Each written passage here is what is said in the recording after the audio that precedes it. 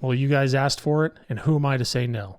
This week, we're going to do 5 European V8s that will absolutely ruin your life, but you're going to love every minute of it. If you thought American V8s were going to bankrupt you, just wait. The Europeans have entered the chat, and they brought with them an itemized invoice. Here we go. Welcome to OFF CMBR. So we did the American V8 sedan video, and you guys showed up. And I mean, a lot of you showed up. So thanks for that. And like always, there were a lot of you in the comments that said, where are the European cars at? Volvo this and BMW that. And to be honest, I've been dodging them. Not because I don't know the cars. I was the tech editor at Eurotuner magazine for a number of years. I've written about these cars. I've photographed the cars. I've wrenched on the cars. I've built and driven plenty of these things.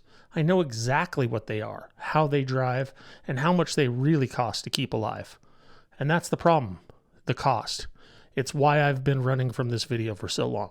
Because the American V8 list, well, you buy a G8 GT, throw $1,000 at it, and you're having fun. These cars, $1,000 probably isn't going to cover the cost of servicing one of them.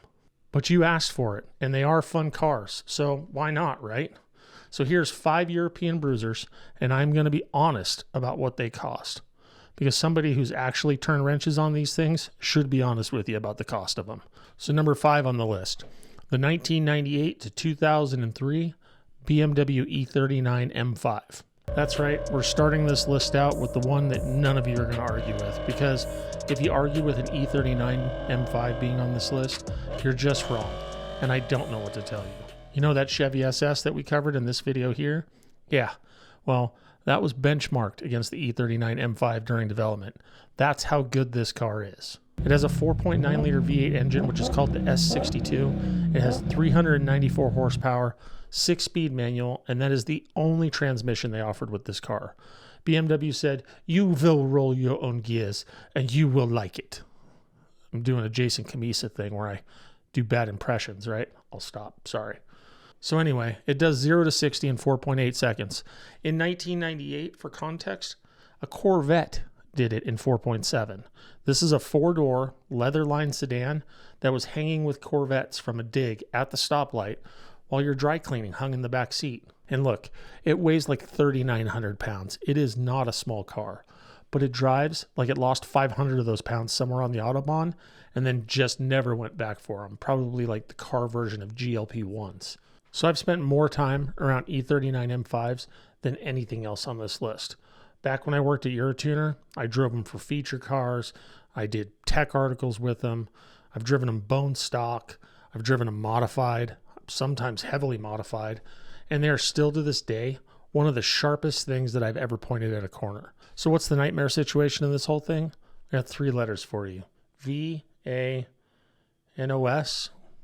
Okay, so that's 5 letters, isn't it? All right, I got to work on that. So I got 5 letters for you. VANOS. VANOS is the adjustable cam system that BMW made. Think VTEC, but BMWs. And the system on the S62 is considered an infinite VANOS system. It's going to start coming apart, and you're going to have to rebuild it.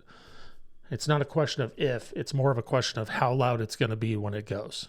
And when you finally do hear it at idle, you're looking at anywhere from $500 to $5,500 to sort it out, depending on if you do the work or if a shop does. There's also rod bearings.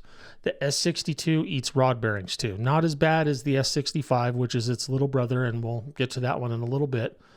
But preventative rod bearing job is about $2,500.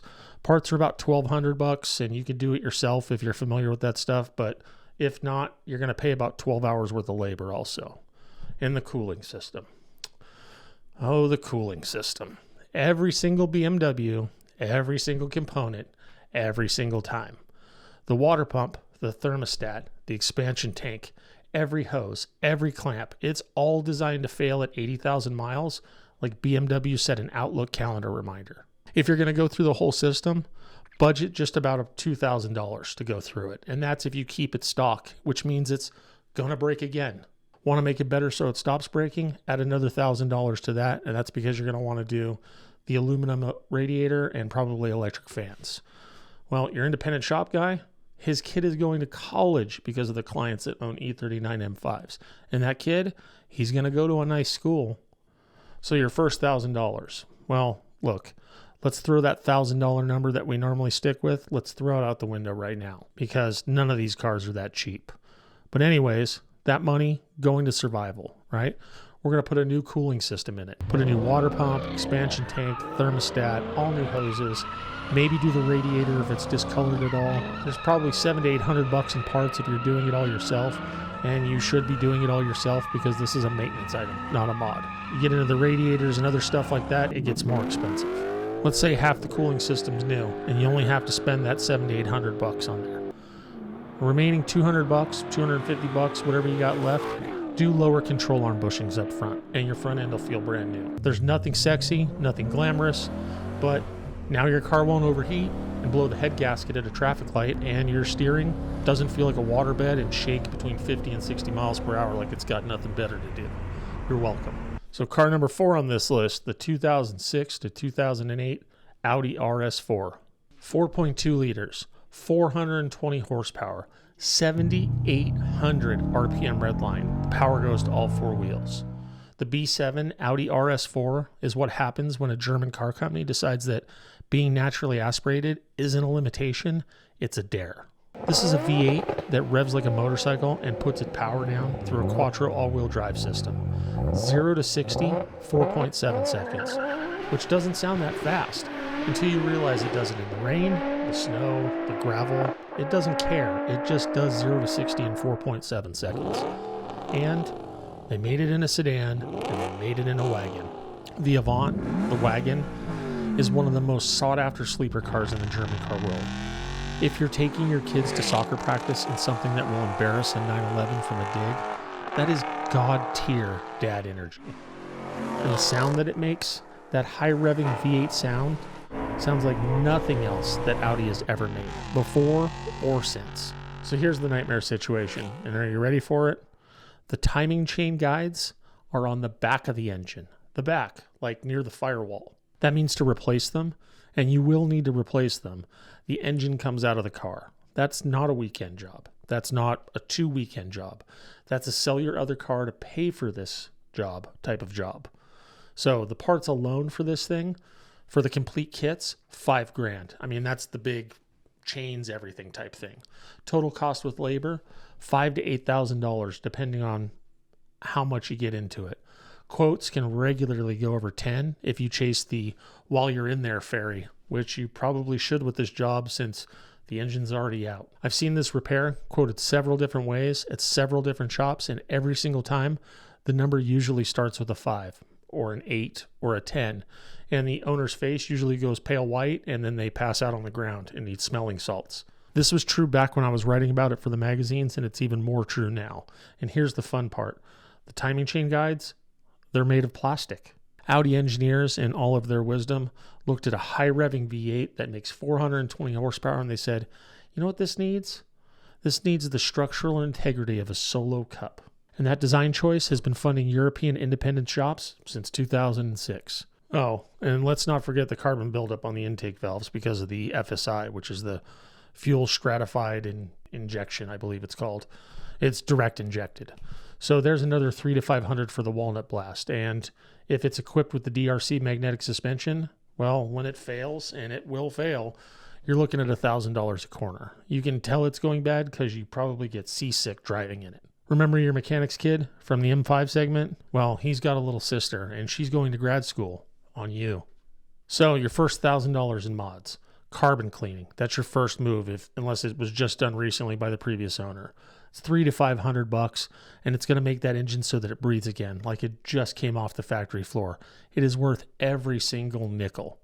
Then take the rest of the money, put it into a good air filter, a good set of spark plugs, and you probably want to throw some R8 coil packs on it because the stock coil packs fail too, naturally.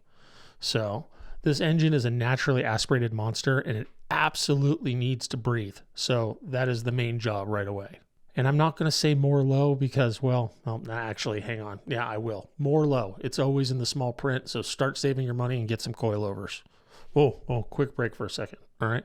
If you've made it this far, just subscribe, all right? Make it official. Put a ring on it, all right? It's free, which is about $5,000 less than an E39 VANOS rebuild, which, if you were paying attention, is the cheapest repair bill on this entire list.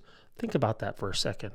Oh, and I also fixed the QR code for my merch. It actually works now. All right, so back to the video. So number 3, oh, I got it right. Number 3, the 2008, 2013 BMW M3. Look, I'm going to put this out there right now. The S65 and the E92 M3 is one of the greatest sounding naturally aspirated V8s ever put in a production car. I don't care what else you like. I don't care what's in your garage. This is a special engine. It is a 4-liter V8 engine with 414 horsepower and an 8,300 RPM redline. That's right, 8,300 RPM. This thing sounds like a Formula One engine. 0 to 60 in 3.9 seconds. In the DCT, if you launch it correctly, more likely it's probably going to be about a 4.5 second 0 to 60. It came in a 6-speed manual or a 7-speed DCT, and the flappy paddle car was the better car here. It just performed better in every single way. The car was kind of designed around it. It weighs 3,700 pounds and has some of the best steering feel of any BMW ever made, which, given what has happened to BMW steering after this generation, it basically makes it an endangered species. You can find them for about 30 grand right now, or maybe a little bit more. The price is going to get higher the lower the mileage gets, but 30 to 35,000 is going to get you a nice driver, which sounds like a lot until you realize this is the only naturally aspirated V8 M3 that they ever made. And it's the last naturally aspirated M3 that they're ever going to make. That number is only going in one direction, and it's not down. So what's the nightmare situation here? 2 words: rod bearings. That's the nightmare, and I could end the segment here. And every E92 M3 owner watching just felt their stomach drop out. The S65 has a well-documented bearing wear issue. It's because it actually requires 2 oils to run, and you can't put 2 different oils in an engine. So anyway, the bearings, they can fail with little to no warning, and when they go, they take the engine with them. We're not talking needs a rebuild. We're talking about the connecting rod wanted to show all the smoke the exit. Preventative rod bearing replacement, it's not optional. It's mandatory. You should find out the last time it was done. Yes, the last time it was done. And that's just kind of the price of admission on these cars. It can run you anywhere from about $2,400 to $3,000, and that's at a shop. And you need to do it. Not should you do it. No, you need to do it, like breathing air and drinking water. Oh, also, it doesn't have a dipstick. Yeah, you got to check it through the iDrive. Why? Because German. Ooh. Last thing. Yeah, there's more. You've also got the throttle actuators. There are 2 of them, and they're about $500 a piece when they fail. And you've got to take the whole intake manifold off and the fuel rail and basically disassemble the top half of the motor to get at them. It puts the car in limp mode, which great. Now you have a 414 horsepower race car for the street that drives like a Prius with a misfire. Your mechanic's kid, remember him? The one from the M5 and the RS4? Well, he's got a whole dynasty now. And we're talking about you have been helping this family to build generational wealth at this point. Remember the first $1,000 thing? Again, tossing it out the window. The first bit of money you spend on this car needs to go into the rod bearing fund. Not a mod, not optional, the rod bearing fund. I won't sugarcoat this at all. That first $2,400 to $3,000 is just step 1 in keeping this car alive. Now, if the rod bearings have just been done, and you probably shouldn't buy the car unless they are, here's where it gets fun. You do a section 1 delete on the exhaust, right? Well, that's the primary cats get deleted. You kill it with an X pipe. It wakes up the S65 in a way they'll make your neighbors file a noise complaint with the HOA. You are going to need a tune for it and an O2 simulator to make this thing work right without throwing check engine lights. And it's going to cost you more than $1,000, but not a lot more. You're probably talking under $1,500 get you all that done. And if by some miracle you have a couple bucks left over in your pocket after you've done all this, put the rest in a maintenance reserve, because this is a European V8 and days that end in the letter Y can be expensive. Number 2 on this, the 2007 to 2019 Maserati GranTurismo. Whoa. Okay, look, before you scroll down in the comments and yell at me, hear me out for a second, because I'm about to tell you that you can buy a car with a Ferrari V8 for the price of a used Camaro Z01. And that's not clickbait. That's just what happened to the value of these things. The Maserati GranTurismo came with a Ferrari-derived 4.2 or 4.7 liter V8. The 4.7 in the Sport and the MC models makes 454 horsepower at 7,000 RPM.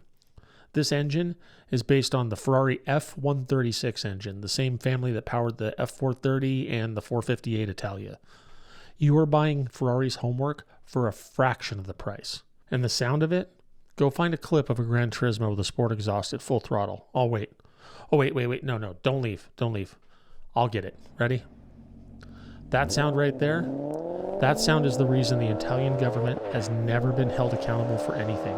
You can't be mad at a country that makes things that sound like that. 0 to 60 in 4.7 seconds.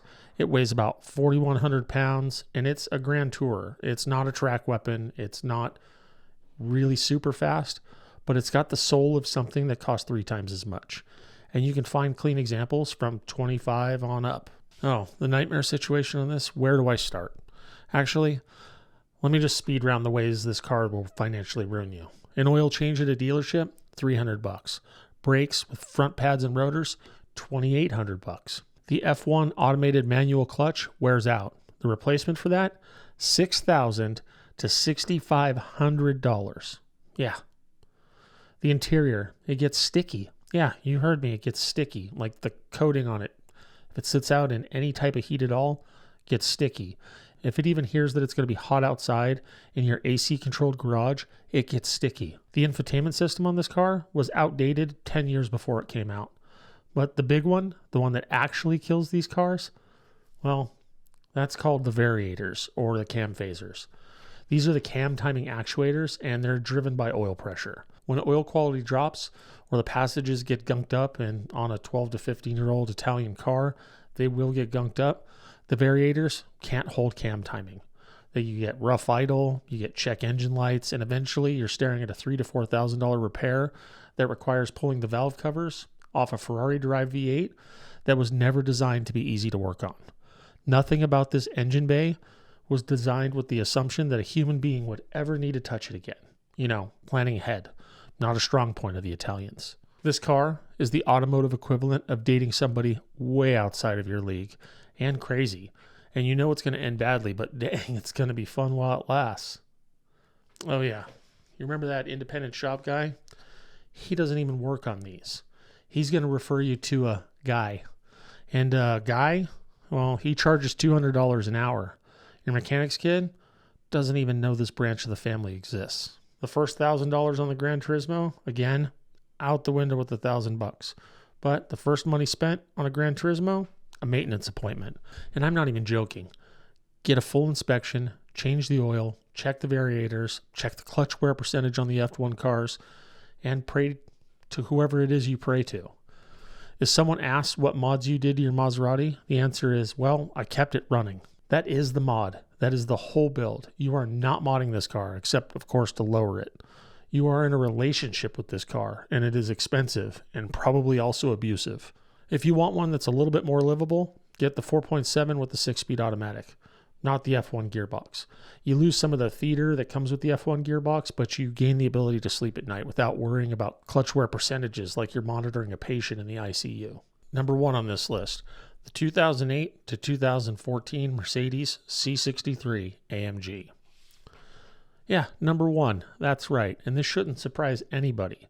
The W204 C63 AMG is the best European V8 you can buy right now for the money. No cap, as my kid says, and I'll die on this hill, and it'll be a loud, smoky death. The 6.2 liter V8, which is the M156, yes, I said 6.2 liter, not 6.3 liter. Mercedes calls it a 6.3 as a throwback to the 6.3 from the M100 in the 60s, but the actual displacement on the car is 6,208 cc's, which means Mercedes is lying about their engine size, and honestly, I can kind of respect that energy. 451 horsepower, 443 pound-feet of torque, 0 to 60 in about 4 seconds flat. And every single one of these engines was hand-built by one technician who signed a plaque on the top of the motor. One man, one engine. That's not marketing, that's a flex. But here's the real reason this is number 1. This car is a hooligan. It's rear-wheel drive, it's angry, It'll kick the back end out if you even think about the throttle too hard. It sounds like a NASCAR that went to finishing school. The Europeans made a lot of really sophisticated, really refined V8 cars. This isn't one of them. This thing just wants to fight. And when I say fight, I mean hit you with a hammer in a back alley in the dark. And I love it for that. You can find these things for 30 to 35 grand all day long.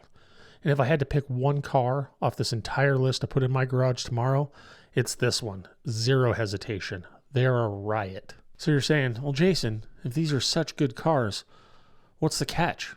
Well, the nightmare situation on these cars, it's the head bolts.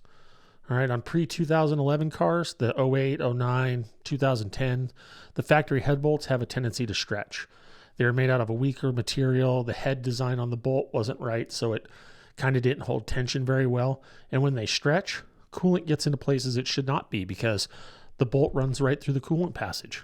Best case, you catch it early and you're doing a head bolt replacement. Throw some updated studs in it or throw the ARP head bolts in it. Whatever, 3 to 4 grand, including labor, get you out the door. Worst case, you didn't catch it. Well, now you're shopping for a new motor. Post 2011, they got updated head bolts from the factory. So this issue is mostly resolved unless you're going for big power in this thing. So if you're shopping, 2011 and later is probably the move. They also have a lot better interior and the headlights and front end just look better. Or if you like the pre-2011 cars, you budget for the ARP stud job immediately and consider it the price of entry. Another thing you got to think about is you got to think about cam wear on higher mileage cars and the 7G-tronic transmission. The one on early models can be a little bit clunky, but compared to everything else on this list, the C63 is the reliable one. And yes, I just used the word reliable to describe a car with a potential $6,000 head bolt issue. That tells you everything you need to know about European V8s.